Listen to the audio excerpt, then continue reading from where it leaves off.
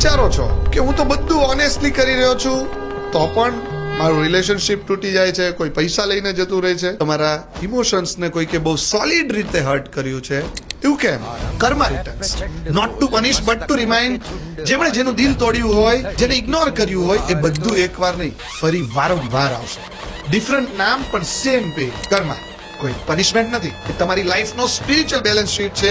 You don't attract what you want, you attract what you karmically deserve. તમે જે માંગો એ નથી મળતું, જે તમે ડિઝર્વ કરો છો એ તમને મળે છે. તમે જે ઇમોશન્સ બીજામાં જગાવ્યો, તમે જે ટીયર્સ ડ્રોપ કરાવ્યા અને જે તમે ચીટિંગ કર્યું, યુનિવર્સે બધું સાયલેન્ટલી નોટ કરે છે. ભગવદ ગીતા કહે છે ના ભોગતમ કશ્યતે કર્મા. જે હમણાં સુધી નથી ભોગવ્યું ને એ કર્મ હજી સમાપ્ત નથી થયા. જ્યારે ટાઈમ પરફેક્ટ આવશે ને કર્મા રિટર્ન થશે.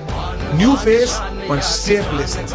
એસ્ટ્રોલોજીમાં સેટર્ન અને મૂન કર્માના ડીપ ટ્રિગર છે. કુંડલીમાં 5મું, 12મું અને 6th હાઉસ તમારા પૂર્વ જન્મના અનરિઝોલ્વ ઇશ્યુનો મિરર છે. એટલે 6ઠ્ઠા હાઉસને શત્રુનું સ્થાન કહેવામાં આવે છે અને 12મા હાઉસને મોક્ષનું સ્થાન કહેવામાં આવે છે.